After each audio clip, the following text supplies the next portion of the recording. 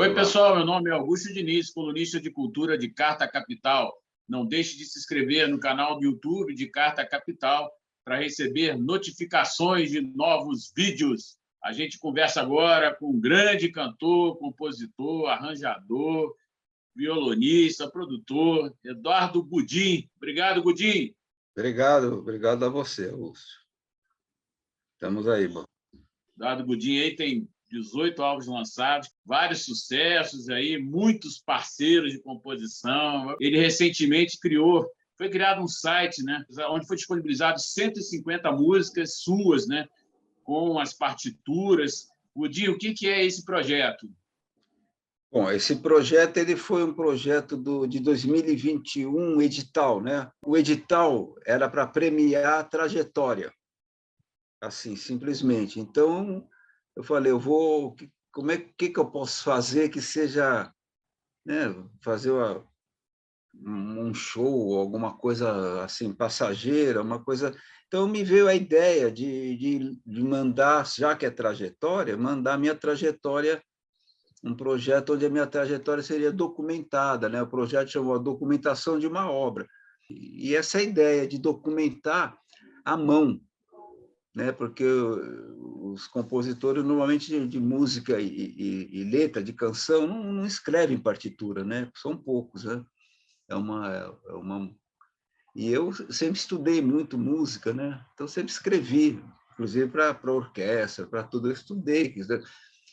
Meu primeiro professor foi o Nelson Aires, depois o maestro Léo Perac, depois o Cláudio. Eu sempre estudei. Então, eu vou escrever à mão, porque isso dá vamos dizer assim, um charme ao projeto, né? Você ter 150 músicas escritas pelo próprio autor, né? E foi isso que eu reparei, que se eu tivesse feito pelo computador, não teria chamado tanto a atenção, né? Isso é uma coisa pessoal, né? 150 partituras à mão. E eu não tinha elas escritas, né? Eu tive que escrever mesmo. Gudim, como é que está dividido isso lá no site, né, que é www.obrascompletas.eduardogudim.com? Como é que está dividido isso? Você apresenta as partituras escritas à mão por você mesmo, né? As 150 composições. Queria saber como é que as pessoas acham isso no site, como é que isso está composto? Além das minhas partituras escritas à mão, a Naila Galota, né, que é pianista, ela fez aquela questão do songbook mais comum, né, que as pessoas procuram, que é a letra, as mesmas 150, com a letra, com os acordes e aquele cabinho de violão, um programa. Acabou minha filha, que é designer, né, a Joana Godinho, tem essa profissão, né, que faz as capas dos meus CDs e tudo, e ela é que montou essa parte visual, que ficou muito, muito bonito, né? Ela montou tudo e fez, aí classifica pela ordem alfabética mesmo, né? Eu escolhi assim, vou lidar com as minhas músicas mais antigas. Aí peguei lá o comecinho, né? Meu primeiro disco, A Velhice da Porta-Bandeira, Lá se vão meus anéis, Choro do Amor Vivido. Fui escrevendo as mais antigas e fui me aproximando das mais recentes. E foi assim, eu fui lidando, de repente ficou anárquico. Eu falei, vou escrever essa que eu estou com vontade. Aí pegava uma que me dava vontade de revisitar. Mas eu tive que apanhar um pouquinho, porque eu tive que ver as harmonias que eu fazia, né? Que são as harmonias originais, né? Mas o que o pessoal acha lá, Godinho? Fala pelo menos, dá um gostinho aí, as principais canções, o que tem lá. Ali tem o Verde, como você citou, tem o Paulista, e Lá se vão meus anéis. Essa Avenida da Porta-Bandeira foi gravada pelo MPB4, que era uma música que chamou muito a atenção na época. Tem o Mordaça, né, do show Importante Nossa Emoção Sobreviva. Tem músicas que as pessoas às vezes perguntam, porque tem uma gravação só, e que nem são tão conhecidas, mas as pessoas acabam conhecendo, às vezes por mais simples que ela seja, o campo harmônico que está usado, porque dentro de um samba tal, ela não é previsível. Teve um tempo que eu achei que isso era um defeito, depois eu falei, não, mas é isso que que me dá a característica.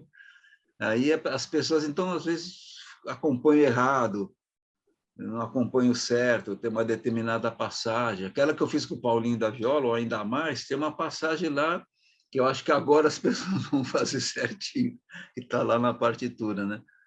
O verde, então, nem se fala. Eu acho que eu nunca entrei num bar, eu sempre vi pessoas tocando verde, porque ela é muito tocada, assim, né? Mas eu acho que eu nunca vi alguém fazer a harmonia, os acompanhamentos exatamente como é, né? Tem ali no disco Eduardo Gudim e Vânia Bastos, que eu toco ali, né? Ali está exatamente, eu nunca vi alguém fazer aquela harmonia, agora está na partitura, né? Quem quiser, cara, agora não tem desculpa. Então, quem quiser saber como é que foi escrita as harmonias de verde, obra-prima de Godinho com Costa Neto, gravada em 85, né, Godinho? Por Leila Pinheiro.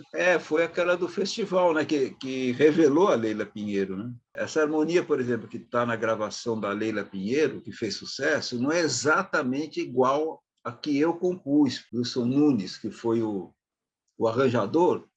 Uns 2 ou 3 acordes ele mudou ali, e bem, de muito bom gosto, mas a harmonia original mesmo que eu compus agora está nas partituras. Né? Mas foi bacana, porque eu estou para fazer isso há muito tempo, mas eu não tenho essa paciência de... Aliás, quando eu componho as músicas, eu nem gravo em gravador. Eu componho, decoro, porque estou compondo, então já decorei, aí faço a... Nunca tive assim essa paciência de gravar em nada, nem escrever nada. Eu vou fazendo e depois aí já está escrito. Aí quando agora eu vou escrever, eu vou gravar e já foi.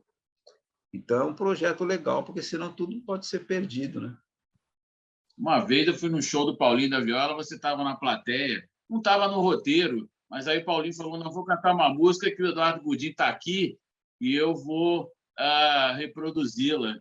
Né? Vou cantar aqui, que o autor junto comigo está nessa música. Foi um show aqui em São Paulo, eu queria que você falasse disso. Como é que você ficou na hora e tal? Eu lembro muito bem desse espetáculo. Foi legal, porque essa gravação essa gravação do Paulo levou a música, acho que para outros lugares, né? O Paulo ele é um grande músico, um grande melodista, né? Então quando ele gravou ali tinha uma diferencinha do que estava. Então eu vejo que a gravação dele acabou sendo a que tomou conta, né? Essa gravação dele e essa que eu estava na plateia. Até ele fala assim do andamento, né, da música. Ele fala assim, olha, acho que ficou o andamento certo aqui, né? O dia você citou Mordaça, né? Você viveu a ditadura lá, teve música censurada, né? Fez um show lá, fez um show tenso lá com Paulo César Pinheiro, né? E acho que a Maria Medalha, né? Tava junto, né? Não, foi a Márcia, A Márcia, isso, não é Maria Medalha. A Márcia, que foi um show que, né? Estava no auge aí da perseguição, foram bastante olhados de perto. Você colocou as músicas que foram proibidas na época aí nesse trabalho. Como é que você trabalhou isso? Eu praticamente fui eu que fiz o roteiro junto. Eu lembro que o Chico de Assis, falecido Chico de Assis, me ajudou muito na ideia do roteiro e tal. Mas eu que acabei escolhendo as músicas e eu escolhi o Pesadelo, né? Que o Pesadelo não é minha, é do Maurício Tapajós e do Paulo César Pinheiro, que na época acho que foi a música mais direta, né? Porque não tem metáfora, você me corta um verso, eu escrevo outro, era uma música muito direta, sem metáfora, né? da letra, né? E essa música foi proibida depois, aí no fim foi liberada. Tem aqueles truques de alguém que vai e consegue liberar por um momento, né? E acabou ficando no disco, e ficou. Mas é isso, foi um show numa época muito difícil, né? E tinha essa parte política, tinha uma parte mais romântica no show, né? Mas era o que a gente tinha para fazer, né? Show a gente fazia. Às vezes, eu me lembro naquela última, o nome do show era O Importante que a Nossa Emoção Sobreviva, que era uma frase do Mordaz. Foi o nome que eu escolhi para o show, né? E aí era a última música e a gente bolou na última hora, a gente cantava e essa frase era falada, não era cantada. Chegava, a gente cantava, aí repetia a música, na última vez que a música passava, a gente falava a frase. Vinha cantando, de repente, tinha aquela frase falada e a luz do teatro acendia.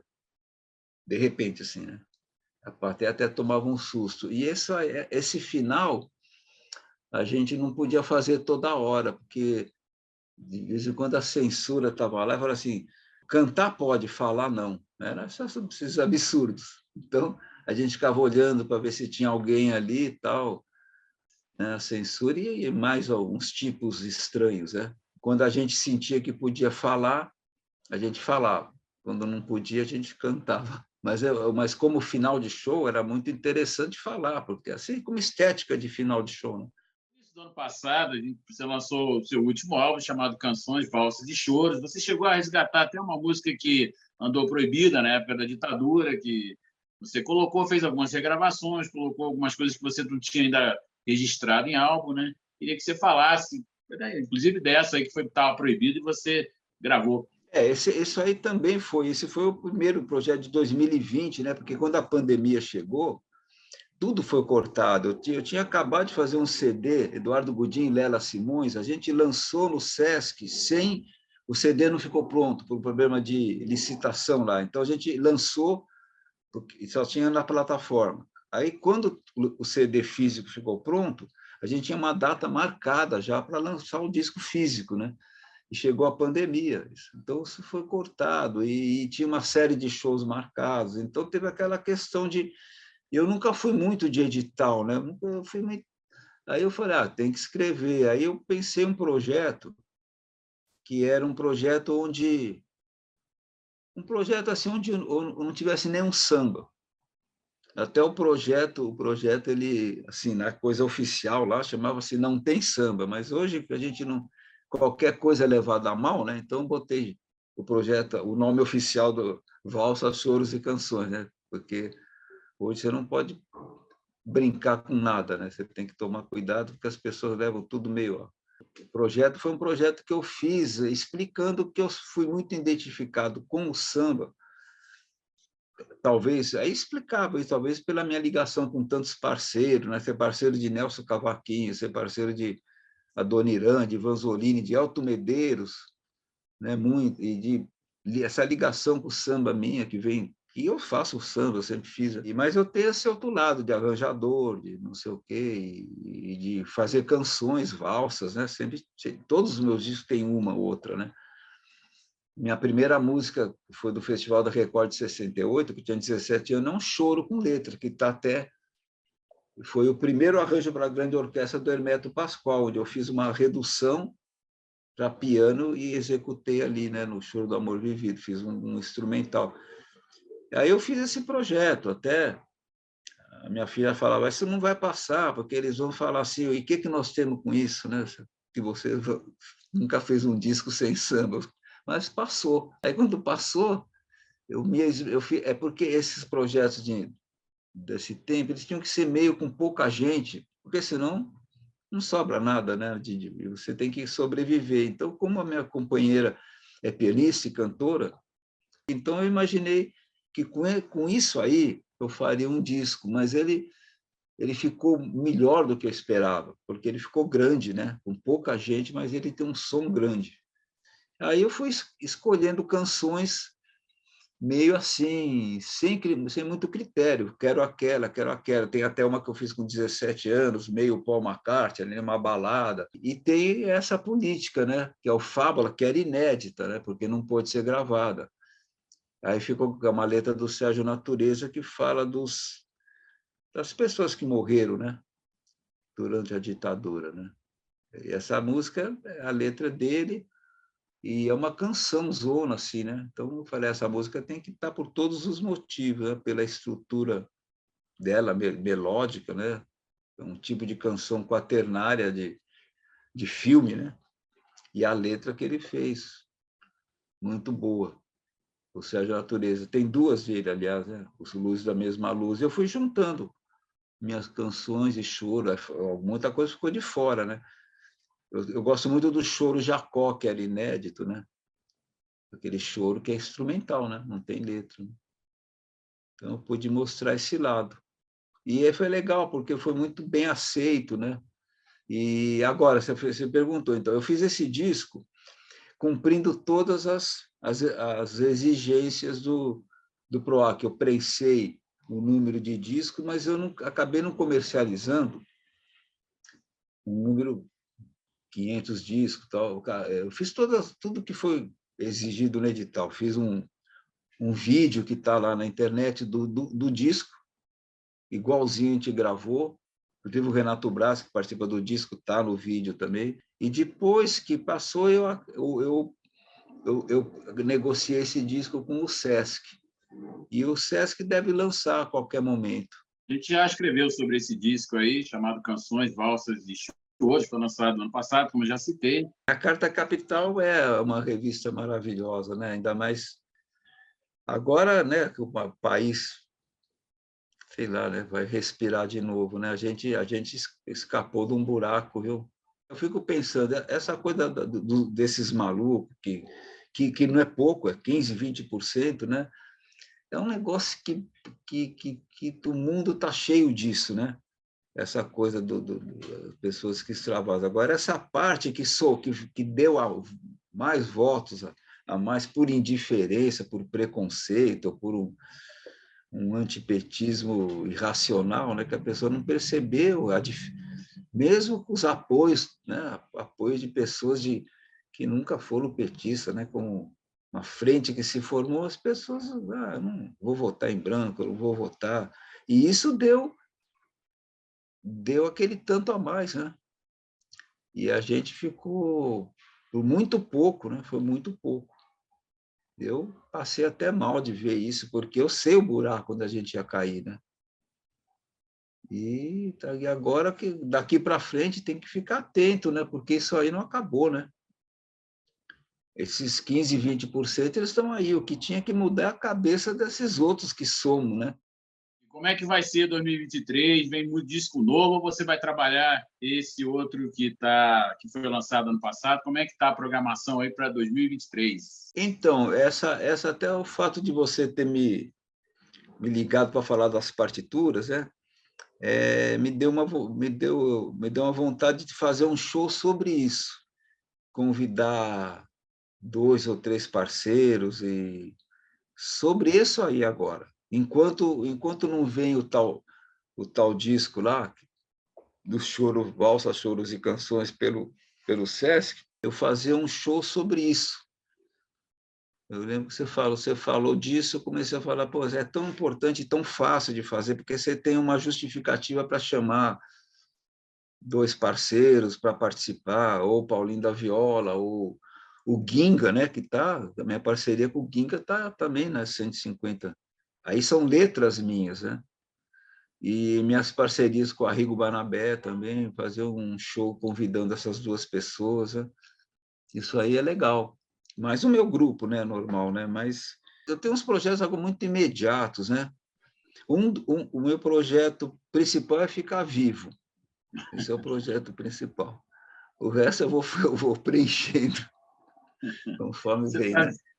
você tá vivíssimo, Eduardo Gudim. Eu tô. Eu pretendo continuar assim. Legal, eu queria agradecer aí o Eduardo Gudim, cantor, compositor, né? Uma série de atividades na música, vários trabalhos sensacionais. Ele lançou um site que tem um projeto, né, com 150 partituras lá, escritas à mão por ele, no www.obrascompletas.eduardogudim.com. E sempre lembrar que no site tem as letras com as cifras em cima das palavras, né? Também tem esse formato, né? Que as pessoas, eu acho que esse é muito usado, né?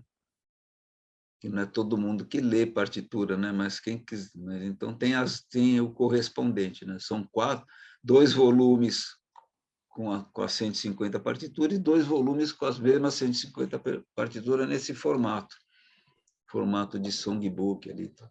Deixando aí um importante legado, Eduardo Gudim, com a sua obra eterna. Muito obrigado, Eduardo Gudim. Obrigado, viu? Tchau, Augusto. Até outra hora aí.